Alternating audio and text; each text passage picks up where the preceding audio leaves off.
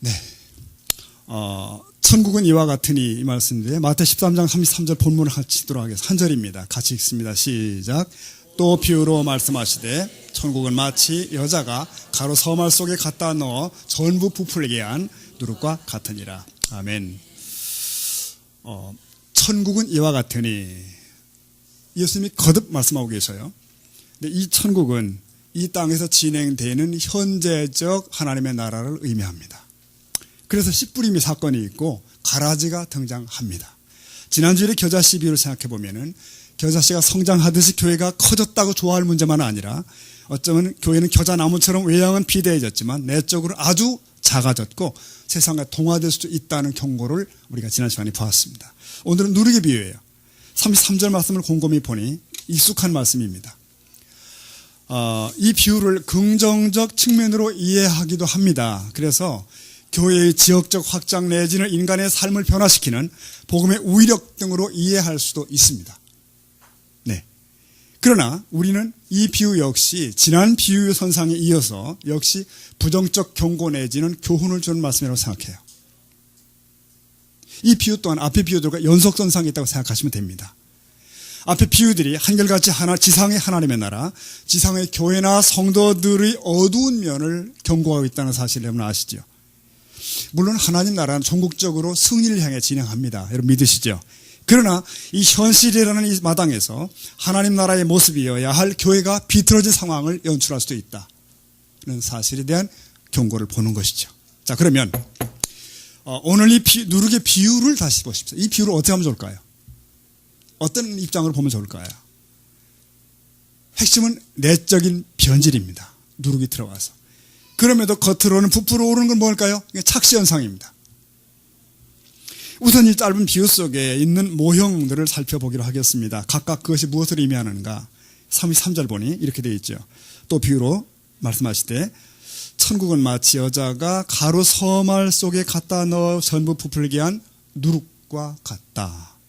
네, 한 여인이 밀가루를 비비겨서 지금 빵을 혹은 떡을 만들고 있습니다. 여기서 말하는 가루 서말은 많은 양의 가루를 의미하는 단어일 수 있습니다. 그러니까 여인이 하루에 빵을 구울 수 있는 최대한의 양. 창세기에서 아브라함이 여호와의 사자들을 맞이하면서 빚었던 그 떡의 양의 단어와 일치합니다. 이 여인이 밀가루를 반죽하다가 누룩을 넣었다는 것입니다. 여기서 여자는 누굴까? 신약 원어의 말씀에 의하면 이 여자라는 표현이 이제 구네라는 단어가 있어요. 그것은 기혼자입니다. 기혼자일 경우는 구네. 그리고 팔데노스라는 말은 미혼자예요. 여기는 뭐 우리 아가씨 청년들. 이게 다 이제 팔데노스예요. 그런데 이 본문에서는 뭘 쓸까요? 구네입니다. 기혼자. 결혼한 여자예요. 그렇다면 이 여기서 말하는 여자 도대체 여인은 누굴까? 무엇일까? 무엇을 의미할까? 우리는 교회라고 생각합니다. 성경은 구약과 신약에 걸쳐서 하나님과 그의 백성을 남편과 아내, 신랑과 신부로 많이 비유하고 있습니다. 예컨대 구약 이사야 54장 가보면 5절에 이렇게 말씀하죠. 이는 너를 지으신 이가 내 남편이라 이르시면서 이스라엘을 그의 이스라엘 공동체, 구약의 교회인 이스라엘을 아내, 여호와 하나님을 남편 이렇게 표현한 것이 이사야 말씀이에요. 신약 에베소 5장 25절 보면은 이렇게 되어 있죠. 남편들아 아내 사랑하기를 어떻게 해요? 그리스도께서 교회를 사랑하시듯 이렇게 나오죠. 여기서 그리스도는 신랑, 교회는 신부라는 걸 우리는 다 알고 있습니다. 그러므로 여자는 여기서 교회를 상징한다 말할 때 무난합니다. 근데 문제는 이 반죽을 하던 이 여자가 안 할 짓을 한 거예요. 뭐죠? 이 말은 교회가 오류를 보냈다는 그런 얘기입니다. 즉 넣어서는 안 되는 것을 집어넣는데 그게 뭐다? 누룩이다 이거예요. 여기서 갖다 넣어라는 단어 역시 추적해보면 아주 강력한 의도로 행동했을 때 이런 단어를 썼었어요. 원어에 보면 주도적으로 그 일을 했다는 것입니다. 자, 이제 문제는 누룩입니다. 누룩이 뭘까? 과연 누룩이 이스트지 뭐야? 누룩이 뭡니까 여러분? 누룩은 원래 곰팡이 균입니다. 그렇잖아요? 균. 그러니까 누룩을 넣으면 반죽이 크게 발효하는 요게 사실은 부패의 원리예요. 적은 빵이 두세 배로 커져버린다. 부패시키면 커지는 거죠. 적당량 넣지 않으면 막 많이 넣으면 바로 썩어버린다든가 또 시간을 경과해버리면 또 다 그냥 급속히 부패한다든가 이게 다 여러분 그런데 이러한 류의 부패를 성장이다 확장이다 볼 수 있을까? 긍정적으로 볼 수 있을까요? 예, 그렇지 않습니다. 여러분 누룩은 우리 신구약 전체를 살펴볼 때 23번 등장하게 되는데 한 번도 좋은 의미로 쓰여진 적이 없다는 거. 다 나쁜 것의 상징이에요. 그런데 여기 마태 요 비유에서만 갑자기 좋은 것이다? 그 조금 무리가 있죠. 이런 해석은 무리한 해석이라고 봅니다. 성경을 보면은 누룩을 넣지 말라. 하나님은 이 누룩에 대해서 알레르기 반응을 일으키시는 것 같습니다. 절대 넣지 말라는 거예요. 범접하지 말라는 것입니다. 맨 먼저 누룩이 성경에 출연되는 걸 찾아봤더니 출애굽기 12장인데 이스라엘 백성이 애굽에서 영광스러운 출애굽 엑소더스를 감행하기 전날 밤에 벌어집니다. 12장 15절 보니까 이런 말씀이 있잖아요. 너희는 이래 7일 동안 무교병을 먹을지니 무교병은 무엇입니까? 누룩이 없는 떡입니다. 먹을지니 그 첫날에 누룩을 너희 집에서 제하라. 무릇 첫날부터 일곱째 날까지는 유교병을 먹는 자 누구죠? 누룩 넣을 떡 유교병을 먹는 자는 끊어진다. 이런 말씀이 나와요. 그러니까 해방절을 기념한 이 영광의 날 그들 하나님을 기억하며 무교병을 먹어야 돼요. 누룩은 없애야 됩니다. 그 밑에 19절 가보면은 그럼에도 유교병을 먹는 자가 있으면 그는 끊어진답니다. 죽인다는 뜻이에요. 진리를 훼손하지 말고 순수성을 간직하라는 그런 뜻이지요. 레위기 가보면 2장 11절에 소제물에 누룩을 넣지 말라. 즉 여호와께 드리는 모든 소제물에 누룩을 절대 넣으면 안 된다는 것이에요. 누룩은 당시 이방인들이 우상에게 제사 드릴 때 가장 많이 쓰던 것 중에 하나가 누룩이에요. 하나님은 당신의 백성의 제물이 구별되기를 원하십니다. 어떻게? 누룩을 제거함으로. 신약에 와봅시다. 예수님이 이렇게 말씀하십니다. 8장 15절에 예수께서 경고하여 이르시되 다 같이 봅시다. 삼가 바리새인들의 누룩과 헤롯의 누룩을 주의하라. 네, 여기서 누룩 두 번이나 나오잖아요. 바리새인들이 거짓된 가르침, 헤롯의 번드르란 말, 우의선 이게 다 누룩이에요. 이것들을 주의하랍니다. 더 나갑시다. 사도 바울은 고린도 교회 성도들에게 이렇게 얘기합니다. 너희는 누룩 없는 자인데 새 덩어리가 되기 위해 묵은 누룩을 어떻게 내버리라 그러십니다. 여러분 여기 성도들은 누룩 즉 죄악으로부터 구속함을 입은 새로운 존재입니다. 그러므로 죄악의 악한 영향력으로부터 교회를 보호하고 성도 신앙을 보호하기 위해서는 어떻게 묵은 누룩을 뽑아내야 됩니다. 모양이라도 버려야 됩니다. 그러면서 말하기를 교회 내에 있는 범법자가 있는데 그걸 누룩이라고 봤고 그것이 감염시키기 전에 제거하라 이런 말씀도 있어요. 결국 누룩은 뭐냐? 누룩은 죄나 죄악된 것들을 상징하는 대표적인 단어입니다. 자, 본문 돌아오면 근데 여자가 밀가루를 반죽하다가 여기에 뭘 넣었다고요? 누룩을 넣었다는 것입니다. 심각하죠, 여러분? 누룩을 넣었다. 이게 뭐예요? 교회가 자발적으로 죄된 것들을 받아들였다는 것이고 타락하여 사단의 교리를 가져왔다는 그런 뜻이에요. 세상의 풍조를 받았다는 얘기고 그래서 교회가 마침내는 구석구석 그 누룩이 기운이 번지기 시작하고 부패하기 시작했다. 이런 거예요. 그래서 점점 갈수록 진정한 교회 참 성도가 드물게 되었다 하는 얘기까지 하는 것입니다. 여러분 오늘날 우리가 어떤 누룩들을 볼 수 있는가? 누룩이 결과로 무엇을 볼 수 있는가? 교회가 초대, 중세, 근세를 거쳐오는 동안에 교회는 무분별하게 혹은 열심히 그런 누룩들과 접목해 왔습니다.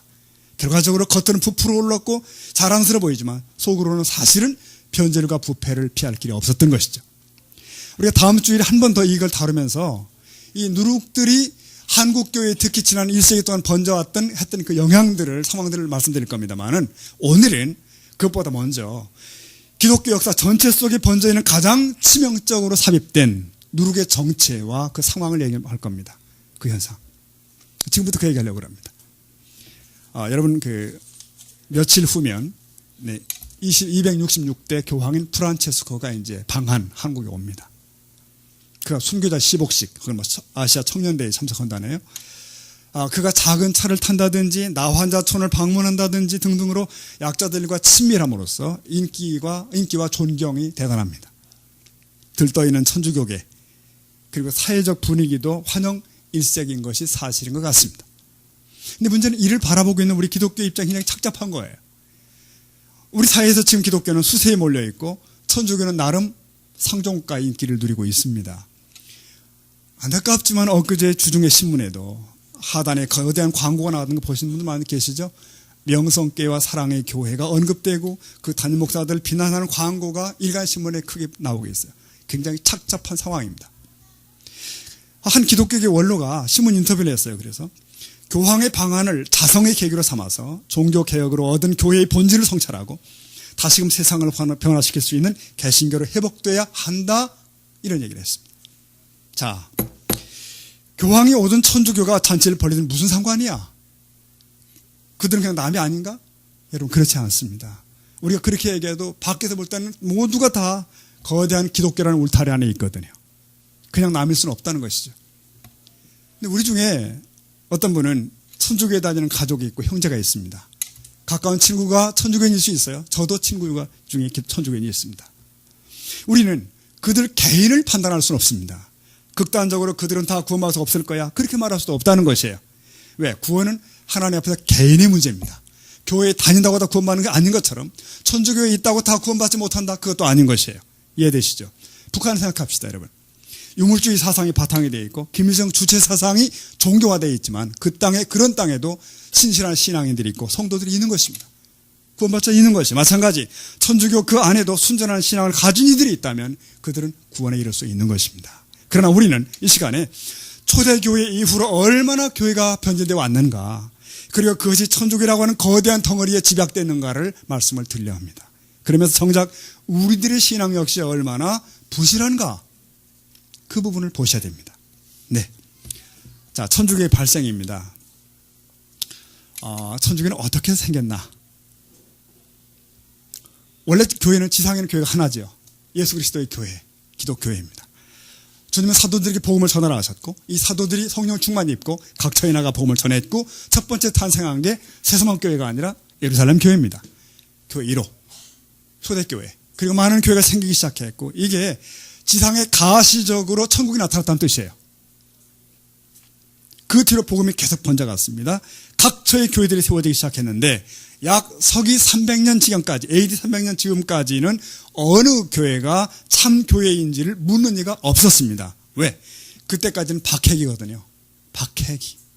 성도들은 재산을 몰수당했고 심지어 공개 처형당했고 지하 공동묘지에 숨어 살 수밖에 없었습니다. 우리 세상 성도님들을 거기 갔다 놓으면 어떤 일이 벌일지 모르겠습니다. 네. 그런 시기예요. 그럴 때 가짜 교인이 있겠어요, 여러분? 그럴 때 가짜 세례가 있겠습니까, 여러분? 모든 교회가 거룩한 교회예요. 거룩한 성도들입니다. 네. 그러다가 313년 기독교 공인이라는 사건이 나오죠. 사람들은 그게 얼마나 무서운 누룩이라는 사실을 몰랐어요. 로마 황제에 즉위한 컨스탄틴이 기독교인이 된 겁니다. 기독교를 공식적으로 인정해버렸어요. 그 뒤 어떤 일이 생겼을까요? 군대 갔다 오신 남자분들한테 짐작할 수 있고 본 적 있고 들은 적 있는 얘기인데, 사단장이 부임을 했습니다. 근데 다음 주일날 그 교회에 나온 거예요. 집사라는 소문이 퍼지기 시작했습니다. 네, 그 다음 주일부터 어떤 일이 있었을까요? 연대장들, 사단 참모들 줄줄이 교회에 다 나와서 맨 앞에 다 포진하고 앉는 거예요. 그들이 회심한 적 없고 예수와 상관이 없습니다. 기독교 아무 상관이 없는 사람들이에요. 그러나 사단장의 눈도장을 찍어야 진급에 문제가 없잖아요. 부대 교회가 큰 성황을 이루게 되었고 군목도 대단히 존귀한 신분이 된 거죠. 대접받기 시작합니다. 지금 그 얘기를 하는 겁니다, 여러분. 당시 세상은 로마 제국이 수많은 나라와 민족들을 통치하고 있었습니다. 모든 길은 로마로 통한다. 바로 그 시대예요. 그런데 그 황제가 교인이 된 거예요. 기독교인이 됐습니다. 어떻게 됐을까요? 수많은 귀족과 왕들과 군인들과 시민들이 교회로 몰려왔습니다. 여러분, 원래 로마인들은 본래가 다신론이거든요. 그러니까 신을 많이 섬길수록 좋은 거예요. 그냥 수많은 신을 섬겼는데 5,000개의 신을 섬기는데 그 중에 예수신 하나 더 믿는 거 아무 불편함 없는 거예요. 좋은 거지요. 이 교도들은 일주일 내내 우상에 제사하고 파르테논 신전에 가고 자기네끼리 별짓 다 하고 살다가 주일에는 교회에 나오는 거예요. 네, 이렇게 된 겁니다. 여기 문제가 있습니다. 이교도들이 종교의식이 교회로 들어오기 시작합니다. 마치 솔로몬의 첩들이 제 나라에 있는 우상들을 다 가지고 왔듯이 예루살렘에 이런 일이 벌어지기 시작한 거예요. 교회는 스스로 그런 숱한 이방 종교의 의식들을 받아들이고 섞이기 시작해요.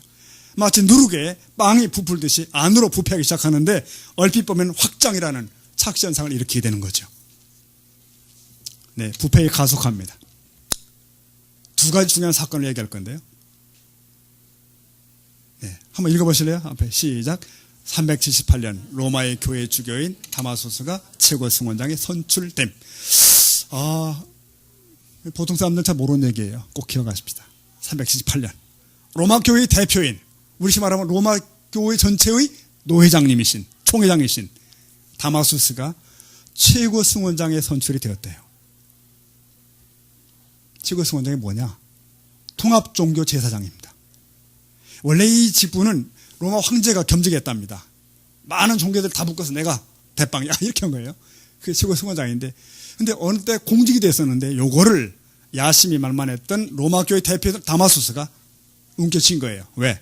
야, 기독교가 지금 제일 인구가 많지 않냐? 내가 최고 승원장 해먹겠다 이거. 모든 종교의 대표가 된 거죠. 그럼으로써 기독교와 이교도가 묶이게 되면서 이른바 우리가 아는 천주교가 이렇게 발생이 됩니다. 상황 이해하시겠습니까? 유명한 순회 선교단의 김용기 선교사님이 얼핏 들으니까 이런 얘기 하더라고요. 천주교는 무엇인가? 비빔밥이다 그랬습니다. 상당히 아주 한국적 토속적 표현인 것 같습니다. 비빔밥. 자, 중요한 사건 두 번째 읽어보십시오. 시작. 590년 정치력 뛰어난 로마 주교가 자신들을 파파 교황이라 칭함. 그레고리 1세. 네. 590년에 로마 주교가 보통 분이 아니에요. 이 사람이 아주 야심만만한 분이에요. 자신을 그리스도의 대리자라고 불렀고 베드로의 후계자라 부르면서 또 한 덩이에 누룩을 집어넣게 됩니다.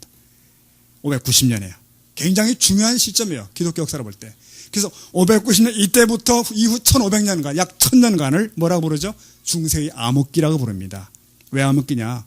종교 재판이 흥행하고 정치나 사회나 문화나 모든 부분이 다 교회 압박하에 들어갔어요. 교회 밑에. 그래서 일반 세계사에서 볼 때 이때는 암흑기예요. 1000년간은. 그럼 우리는 어떻게 봐야 되는가? 우리는 여러분 진정한 교회가 지속적으로 부패하고 변질해 갔다는 점에서 우리도 암흑기라 부를 수 있습니다. 이 1000년을.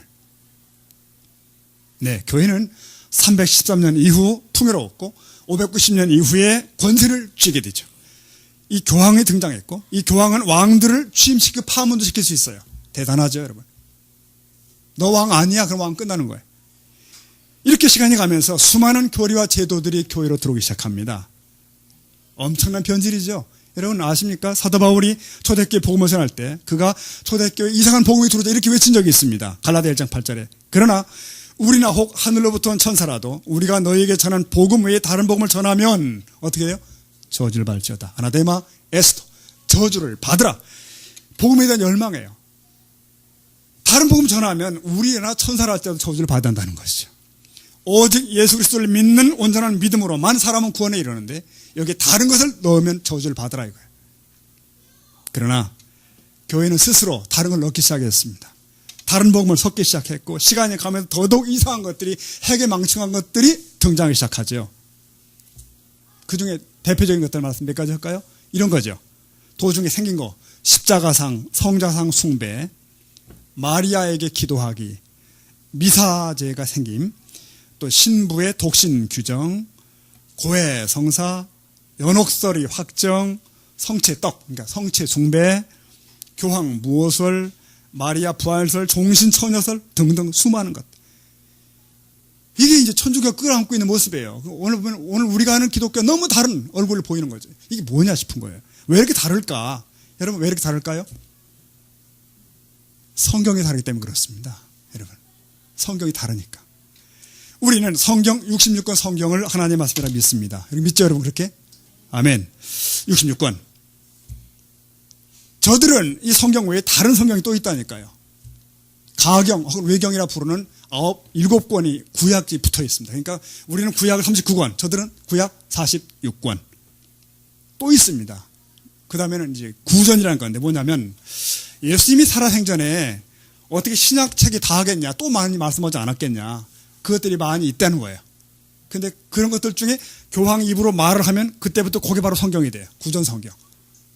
그러니까 얼마나 있는지 알 수도 없는 것이고요. 어쨌든 그래서 구전 성경에다가 외경에다가 이게 성경에 또 66권에다가 이게 다 묶어요. 그들은 교회가 성경보다 우위에 있다고 생각합니다. 게다가 해석은 그왕만이 하실 수 있대요. 우리는 저도하잖아요, 해석을 지금. 성경 주시는 지혜대로. 저들은 온 것만 읽으시는 거예요. 온 것만 이렇게 보내준 것만. 여러분, 우리는 하나님의 말씀 성경 66권을 믿습니다. 거기 덧붙일 수 없고 뺄 수 없다는 사실을 우리는 믿어요. 믿음으로 고백해요. 왜? 성경이 그러잖아요, 여러분. 성경이 보면, 자, 요한계시록 22장 18절 보니 성경은 끝내기 전에 마지막 부분에 이런 말씀이 있는 거예요. 내가 이 두루마리 예언의 말씀, 이 성경이죠. 을 듣는 모든 사람에게 증언하노니, 보세요. 만일 누구든지 이것들 외에 더하면 어떤 일이 벌어져요? 하나님이 이 두루마리에 기록된 재앙들을 더할 것이라. 너한테. 더하면. 그 다음 19절은 만일 누구든지 이 두루마리의 예언의 말씀에서 제하여버리면 어떻게 되죠? 하나님이 이 두루마리에 기록된 생명나무와 및 거룩한 성에 참여함을 제하겠다. 줄여 말하면 하나님 말씀에 뭔가를 덧붙이면 내게 재앙을 더하고, 그 다음 말씀에 빼면 너를 생명체에서 빼겠다는 것이에요. 이게 하나님 말씀이거든요. 두렵고 거 준엄하죠, 여러분. 그러므로 우리는 이 성경 외에 다른 경전을 가진 자들을 인정하지 않습니다. 다 이단이라고 불러요. 그러니까 몰몬교는 성경에다가 몰몬경이 있는 거예요. 그 다음 통일교는 성경에다가 원리강론이 있어요. 천주교는 무엇이 있죠? 성경 외에 가경이 있고 구전이 있습니다. 이거 어떻게 하면 좋아요, 여러분? 참 이거 어떻게 설명할지 알 수가 없습니다. 난처합니다, 정말. 그러니까 당연히 다른 복음을 얘기할 수밖에 없는 것이고 다른 교리를 가지고 있는 거예요. 예를 들면 죽은 자를 위한 기도, 이게 구약 외경이 있거든요. 그러니까 하는 거라. 달라요, 여러분. 네. 이 시간 우리 이제 조금 더 줄여서 천주교와의 굉장히 중요한 몇 가지 중요한 차이들을 말씀을 드릴 겁니다. 근데 이 말씀 잘 듣고도 난 천주교로 갈래 하는 분은 가십시오. 그 경을 못 말립니다. 네. 농담인데 이렇게 심각해지시네요, 또. 자, 몇 가지 차이 말씀드리겠습니다. 1. 예배와 미사입니다. 이 차이. 우리는 지금 뭐 하죠? 예배드립니다. 저들은 이 시간에 미사합니다. 미사는요, 예배가 아니라 제사입니다. 구약 제사의 연장. 구약에는 제사 드린 거 알죠? 제물 죽이고 피 흘리면서 제사 드려요. 구약은 끝난 줄 알았는데 우리 분명히 그랬는데, 이거 구약이 반복되고 있는 거예요, 지금. 미사는 죄를 용서받기 위해 드리는 제사가 미사고요. 예배는 용서받은 자가, 구원받은 자의 감사의 잔치, 감사의 파티가 사실 이 예배예요. 아주 분위기부터 다른 거죠, 여러분. 너무 그쪽 엄숙한 거 좋아하면 안 됩니다. 예배는 엄숙보다 사실은 축제입니다. 어떤 의미에서. 네.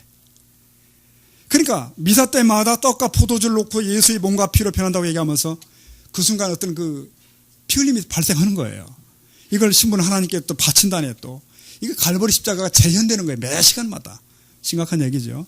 이게 얼마나 심각한지 아십니까? 히브리 10장 이런 말씀이 있습니다. 보신 적 있죠? 10장 12절 보면은 오직 그리스도는 죄를 위해, 보세요, 한 영원한 제사를 드리셨다. 딱 완벽하게 끝난 거예요. 그 다음 14절 봐도 그가 거룩하게 된 자들을 보세요. 한 번의 제사로, 두 번, 한 번의 제사로 영원히 온전하게 가셨다. 그 다음 18절 읽어보십시오. 18절 시작. 이것들을 사하셨은 즉 다시 죄를 위하여 제사 드릴 것이 없다. 왜 미사를 드리냐 이거예요, 제물을. 자꾸만 제사를 왜 드리냐는 거예요. 이것은 어쩌면 그리스도의 속죄에 대한 모욕일 수 있습니다. 당신의 십자가를 완전치 않다 이거예요. 효력이 부족하다. 오늘 우리 또 해야 돼, 우리는. 그러고 있는 거예요. 더구나 미사는 신부만 집전할 수 있습니다. 사실 우리 기독교는 목사님 없어도 우리끼리 예배 드릴 수 있잖아요. 가정 예배 드리고. 네. 근데 미사는 신부만 집전합니다. 그러니까 신부가 없는 집단, 그것이 교회든 뭐 다른 종교든 구원 없습니다. 그렇잖아요. 당연히 없는데. 그러니까 저들은 굉장히 말을 부드럽게 하시지만 결국 천주교 그 밖에는 구원이 없다는 걸 아예 깔고 있는 것입니다. 자, 두 번째 차이. 네, 다른 신을 믿음. 이게 뭔 소린가요? 하나님 믿어요. 예수 믿습니다. 그런데 다른 신 덧붙여 있어요. 마리아가 신이 되어 있습니다. 부인하지만 이건 사실이에요. 종신 처녀설, 마리아는 영원히 처녀였다. 이런 말 하지만 여러분 성경 읽어보면 다 알아요. 마가복음 3장 같은 데 보면 예수님 말씀 전할 때 그 모친과 형제들이 다 와서 이렇게 분위기 깨잖아요. 시끄럽게 돼가지고 그때. 누구냐 그랬더니 천주교인들이 말하기를 그것은 이종사촌들이라고 이렇게 얘기하는, 이런 얘기를 한단 말입니다. 지금도. 게다가 마리아를 하나님의 어머니라고 그럽니다. 어머니. 여러분, 마리아가 예수님의 육신적 모친인 건 아시죠? 네. 그렇지만 신성을 진 성자의 모친은 아니죠.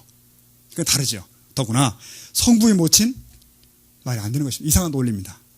성부의 모체는 아니에요. 저들은 마리아를 높이기 위해서 마리아 무죄설, 마리아 승천설, 기도의 중보자 이게 다 묶어줬어요. 글이다. 자, 저들은 왜 이렇게 마리아에 집착하는가 싶어요. 왜? 그 이유가 있습니다. 이교도들의 특징, 거기는 반드시 여신이 등장합니다. 반드시 여신이 숭배가 있어요. 초기 교회와 이교도들이 혼합될 때 대표적인 이방신들이 뭔지 아시죠? 헬라의 신들.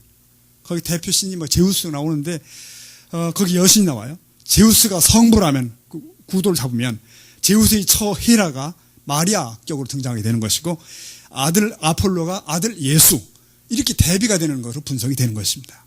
이렇게 마리아가 강하게 부각이 돼요.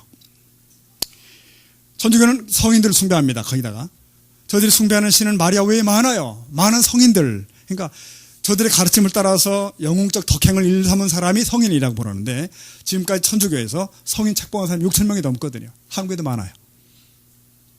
왜? 천주교에서 아이들 영세를 받지 않습니까? 영세명. 그것은 그 성인들 이름 중에 따오는 거예요. 그래가지고 그 성인이 자기를 지킨다고 보는 거예요. 참 묘하죠. 하여튼 참.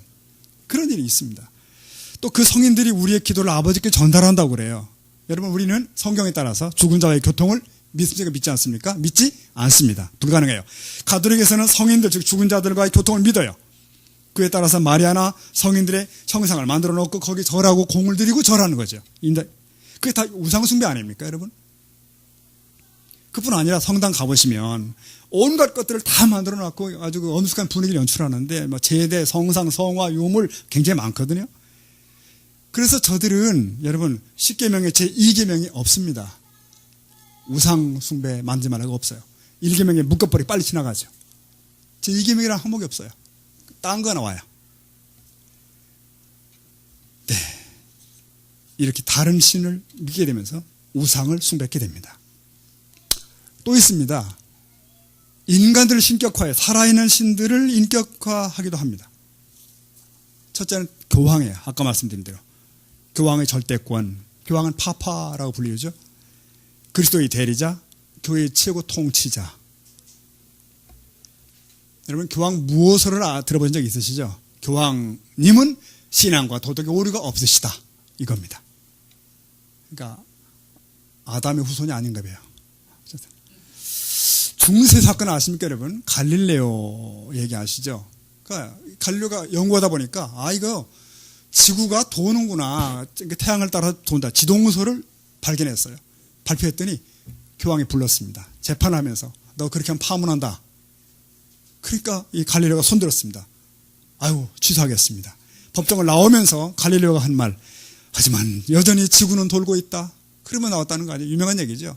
여전히 지구는 돌고 있다. 비웃는 얘기입니다. 누가 오류가 없겠습니까? 교황이 없겠습니까? 그 다음 신부의 권리 얘기하겠습니다. 천주교는 신부의 권리가 대단한 거 모르십니까? 아십니까, 여러분? 천주교에는요, 칠성사라는 핵심 교리가 있습니다. 혹시 천주교에 오신 분 전에 믿으면 아실 거예요. 칠성사. 모든 신자가 이 과정을 거쳐야 되는데 공부 열심히 합니다, 그 사람들. 신품, 영세, 견진, 고백, 성체, 혼배, 종부까지 7가지 단계가 있어요. 이 칠성사를 모두 이행함으로써 구원에 이르는데 이 성사는 누구? 사제, 신부님에 의해서만 집행될 수 있습니다. 오직 사제로만 통해서 거행돼요. 그러므로 사제가 없이는 뭐가 없다? 구원이 없다. 천주교에 떠나서는 구원이 불가능하다 논리가 섭니다. 여러분 아십니까? 천주교의 신부는 엄청나게 존경을 받습니다. 30대 신부라도 파더예요. 아버지입니다. 아무리 마음에 안 들더라도 여전히 신부님입니다. 여러분 주위에 천주교 신자가 있는데 신부 그런 사람이 있으면 그건 날라리예요. 99%는 모두가 신부님이라고 부릅니다. 정확하게 신부님이에요. 깍듯합니다. 반면에 우리 기독교는 어때요? 기독교는 목사의 멱살도 잡으시고 뒤에서 욕도 해야 되고 다 그렇게 합니다. 우리 지나친 것도 탈인데 어쨌든 이게 이렇게 탈해졌어요 지금. 사실 우리는 목사 없어도 신앙생활 할 수 있습니다. 그렇죠? 그게 진리예요. 성찬에 참여 못해도 구원 받을 수 있습니다. 예를 들어 신부의 사제권이라는 거 아시죠? 고해 성삼은 사죄. 그리스도로부터 죄사함의 권세를 받아서 사제 선언은 큰 권리죠. 제 성당 아주 열심히 나가는 제 친구는 그런 얘기를 해요. 한 성당에 오래 나가다 보니까 이 신부님과 친해지고 목소리만 들어도 알아 이제 누군지. 그렇잖아요. 뭐 누가 알아요. 그러니까 고해성사 저렇게 해도 안 보고 하더라도 아 이게 누구네 바로 안다는 거죠. 그러니까 피 참 멋쩍고 그렇대요. 그래서 어떡할까 했더니 그 신부가 그러더래요. 아 그런 경우에는 저기 다른 교구로 가서 은평구 성당 가서 고해성사하고 오라고 그러더래요. 이게 뭐 하는 짓인지 모르겠어요. 은평으로 가면 뭐 되고 이거 안 되는 겁니까 여러분? 저 무슨 얘기죠? 이처럼 천주교의 성당은 장엄하게 됐습니다. 부풀어 올랐어요. 그러나 그 안에 수많은 누룩들이 이미 번져 있습니다. 하나 더 중요한 얘기입니다. 복음의 상실, 복음의 상실입니다. 천주교의 문제, 복음의 상실. 그들은 진리에 대한 지적인 동의가 믿음이라고 봐요. 여러분 믿음이 뭔지 아십니까? 그들은 지적인 동의가 믿음이라고 봐요. 근데 그 믿음입니까? 믿음 아닙니다, 여러분.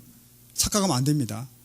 야고보 2장 말씀 보시면 2장 19절에 내가 하나님 한 분인 줄 믿느냐? 잘하는도다. 그 다음 읽어보십시오.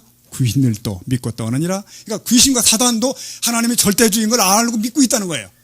그렇다고 구원받나요? 아닙니다. 전혀. 우리가 예수를 잘 알고 믿는다 할지라도 그가 성자이시고 하나님이 보내셨고 독생자이시고 나를 뭐 십자가에 죽으시고 부활하시고 다 알아. 난 그거 믿어. 그거 구원 아닙니다. 그거 진정한 믿음 아니에요. 그건 뭡니까? 그분이 나의 구주요 주님이시라는 고백. 그 주님이시기 때문에 나의 삶이 이렇게 바뀔 수밖에 없다는 삶의 모습. 이게 믿음이거든요. 이게 구원에 있는 것이거든요. 믿으면 아멘 하십시오. 아멘. 그러나 저들은 그렇게 생각 안 하는 거예요. 믿음은 지적인 동의예요, 일단. 그럼 나머지가 뭐죠? 공덕입니다. 그러니까 그런 믿음 플러스 공덕이 있어야 요게 합해져야 구원받는다. 그러니까 이 사람들은 구원은 죽어봐야 알아. 왜? 공덕이 얼마 쌓인지 모르잖아요. 돌아가신 뒤에 봐야 안다는 거예요. 구원의 확신 불가능합니다. 그것은. 우리는 주 예수 그리스도를 바라보며 확신을 갖는 거죠. 그래서 천주교인들을 보면요. 선행에 굉장히 예민합니다. 자선사업이 예민해요. 아주. 왜 그런지 아시겠죠, 여러분? 네. 오래전에 제가 교육전사를 했는데, 네, 저도 교육전사 출신입니다. 제가 이런 사람이에요. 근데 신반포교에서 했었는데, 그 옆에 남솔교에 붙어 있고, 그 뒤에 성당에 붙어 있고, 세 개가 다 붙어 있습니다. 근데 희한한 걸 발견했어요. 매주일, 그 주일만 되면 출근해가지고 와가지고 구걸하는 이가 있는데, 이분이 교회 앞에 있는 게 아니고 꼭 성당 앞에만 앉습니다. 왜 그런가? 미사하고 나오면서 자선사업원 사람이 많다 이거예요. 구걸하는 사람들도 눈치가 백단이라. 교회 신자들보다 천주교인들이 더 동양을 잘하더라. 그걸 파악한 거예요. 왜 더 하는지를 이 시간에 알으셨죠, 여러분? 물론 우리가 뭐 인색하게 사는 게 자랑 아닙니다. 그러면 못 쓰는 거고 자비와 사랑이 필요합니다. 그러나 그런 이유의 행위 때문에 우리가 구원받는다? 천국 간다? 불가능입니다. 그건 가짜예요. 있을 수 없습니다. 그건 복음이 아닙니다. 여기 맞물려 연옥설도 있는 거 여러분 들어보셨지요? 그러니까 천국과 지옥 사이에 또 하나 있어요. 연옥이. 깨끗한 자는 천국, 대죄를 저질러 놓으면 지옥, 아리까리한 사람은 연옥. 그렇게 돼 있다는 거죠. 중간에. 그래서 연옥에 간 사람은 적당히 벌을 받아 채워가지고 그 다음 천국으로 한다는 거예요. 문제는 후손들이 있는데 우리 아버지나 어머니의 그 연옥 간 것 같으니까 공로를 드리자. 뭘 드리는지 하여튼 많은 공로를 드리고 하나님께 뭐 하면 그분의 기간이 단축된다네요. 요런 가르침. 그래서 중세에 보면은 테첼 신부가 비덴베르크 성에 와가지고 면제부를 판매하잖아요. 면제부를 돈 주고 사면 너희 부친이 조상이 연옥이 천국 간다는 거야. 그러니까 그것도 유명한 말. 돈 주고 사자면 동전이 땡그랑하고 소리가 나고 떨어질 때 당신 조상의 영혼이 휙 천국으로 간다. 이런 말을 했다는 거 아닙니까? 그러니까 그 당시 그 성에 있던 수도사인 깨어있던 사람은 마틴 루터가 듣고 열을 받은 거예요. 이건 있을 수 없다. 이건 이 진리가 아니다 해서 95개조 학문을 써 붙인 겁니다. 아무 생각 없이 그것만 그냥 생각을 고치려고 써 붙였는데 이게 위대한 종교개혁의 횃불이 될지 몰랐죠. 큰 사건들이 나타나게 됩니다. 이게 종교개혁의 시발입니다. 마틴 루터는 종교개혁자들은 오직 은혜, 그렇지 않습니까? 은혜죠. 구원은 은혜, 오직 믿음, 오직 성경 이런 걸 외쳤거든요. 이게 너무 당연한 거 아닙니까? 우리는 그렇게 다 알아요. 근데 당시에 이렇게 외친다는 것은 엄청난 사건이에요. 왜?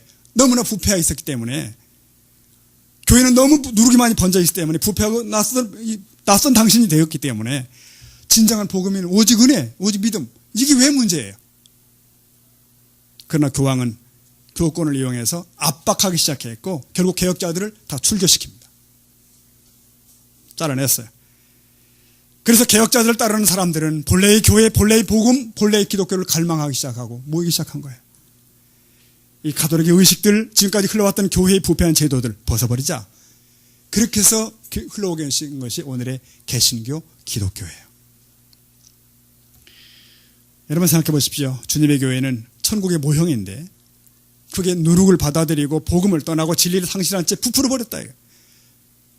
이들의 역사를 보면은 신자들을 문맹화시키고 성경을 못 읽게 법으로 결정하고, 얼마 전까지 천주교에서는 성경이 금서 목록에 들어가는 거 아십니까? 금서예요. 그리고 미사를 라틴어로 해버리는 거예요. 아무도 모르는 말. 옛 언어. 라틴어로 그냥 뭘 하고 있는지 모르게 그렇게 해왔다는 거예요. 교회는 교회의 주류를 이루는 가톨릭이라는 집단이 부풀어 오르면서 이렇게 됐어요. 여러분, 마틴 루터가 어느 날 홀로 갑자기 한 거 아니에요. 역사 초기에 313년에 교회가 이교도 혼합되기 시작할 때, 변질이 가속화되기 시작할 때에도 소수의 사람들은 남아있었고, 교회와 진리의 순성을 지키는 사람들이 남아있었고, 많은 사람들이 그 역사 속에서 초라한 교회당과 수도원 같은 데서 복음을 지켜왔던 거죠. 가톨릭의 박해 속에서 수천만 명이 살해되었고 화형받았고 수장되었습니다. 처음 듣는 얘기죠, 여러분. 이런 일이 있었어요. 그럼에도 진리의 맥을 이어온 사람들, 교회를 지켜온 사람들은 있었던 것이고요. 그래서 종교개혁 일어나기 전에 이미 개혁전 개혁자들이라는 이름으로 많은 신앙의 사람들이 등장하는 거 아십니까? 교회사 보면 그래요. 언제나 진리는 살아있었고 소수지만 좁은 길을 걸어왔던 거죠. 예수님 당시도 그랬고 초대교회도 그렇고, 특히 교회가 누룩을 받아 안으로 변질될 때, 밖으로 크게 부풀어 오를 때, 그때도 외로운 소수는 있었습니다. 저는 우리 교회가 그런 게 될 수 있기를 소원합니다. 이 시대 속에서. 말씀 매듭하겠습니다. 자, 이제 한국 천주교는 교황이 왔다 가시면 신자가 대폭 상승할 겁니다. 주로 기독교에서 천주교로 가는 거 아시죠? 한 신부가 한 얘기예요. 성당의 예비신자 교리반의 70%가 개신교에서 온 사람들이다 그랬습니다. 이번에도 그런 일이 있겠죠. 네. 근데 그 개종한 사람들을 인터뷰한 책이 있어요. 뭐 물어본 책이 있는데, 그거 보니까 왜 천주교를 개종했나? 이런 내용들이에요. 천주교의 매력이 뭐냐? 결속력, 청렴성, 정의, 인권, 타종교에 대한 관용, 거룩의 모임, 엄숙, 술, 담배의 관용, 뭐 제사야 마음대로 드릴 수 있고 이런 거 포함돼요. 여러분, 분명한 사실은 천주교로 개종한 이들 가운데 천주교의 진리가 있구나, 그 생각한 분이 없다는 거예요. 저들 복음에 생명이 있기 때문에 결단하고 가겠다, 그런 이들이 없다는 거예요. 대단히 인간적인 생각, 편의주의 생각, 인본주의적인 판단, 이런 것들이 그들의 움직임에 있었던 거죠. 여기에 우리 희망이 있습니다. 뭐죠? 결국 교회는 복음이에요. 교회는 복음입니다. 천국은 말에 있는 것이 아니라 하나님의 복음과 그 능력이 있어요. 그래서 뭐 정의나 인권, 관용, 구제 이런 것들은 중요하지만 복음의 핵심이 아니에요. 절대로 아닌 것입니다. 천국은 그런 것들을 만들어지는 것이 아니에요. 그건 사회단체 얘기예요. 성도 여러분, 우리는 깨어나야 됩니다. 다시 복음 앞에 서셔야 되는 거예요. 다시 복음 앞에. 그렇지만 우리 현실은 어떻습니까? 근자에 들은 얘기인데, 신림동의 모 교회 권사님 30년 권사 노릇하셨는데 그가 죽을 때 이렇게 말해요. 하나님이 있기는 어디 있어? 그랬다는 거죠. 유명한 얘기예요. 하나님이 어디 있어? 그러려면 뭐하러 교회 다녔냐 이거예요, 평생. 오늘날 교회는 너무 허술해요. 어떤 성도들은 나의 신앙이 무엇인지도 몰라요. 그냥 다니셔요. 사단은 우는 사자같이 참길자를 찾는데 어디서 찾아? 주로 교회에서 찾습니다. 이단들은 주로 교인들을 낚아가는 거 아시죠? 안 믿는 사람 낚아가지 않습니다. 교인들 낚아가는 거예요. 허접하니까 신앙이. 네, 세상 성도 여러분, 예수 그리스도의 십자가 보혈, 그 복음의 구원의 능력이 있습니다. 교회는 세상과 구별되는 거룩한 공동체를 지켜내야 되는 것이고, 그 복음에 치열하게 순종해야 되고 배워가야 되고, 그래서 그 인류 역사는 결국은 그 거룩한 성도들을 모아서 최후의 승리를 이루는 것으로 역사는 끝나는 겁니다. 그 나라를 향해서 오늘 우리는 가는 거예요. 그냥 뭐 있다 흩어지는 것이 아니라 매 순간마다 나의 신앙을 점검하고 말씀을 읽고 창념하고 배우고 치열하게 내 자신을 바꿔갈 뿐만 아니라 이러한 모든 부조리와 거짓된 복음들 앞에서 자신과 교회를 지켜나가는 위대한 사람들이 우리 안에 가득할 수 있기를 주의 이름으로 축원합니다. 아멘. 함께 기도하시겠습니다.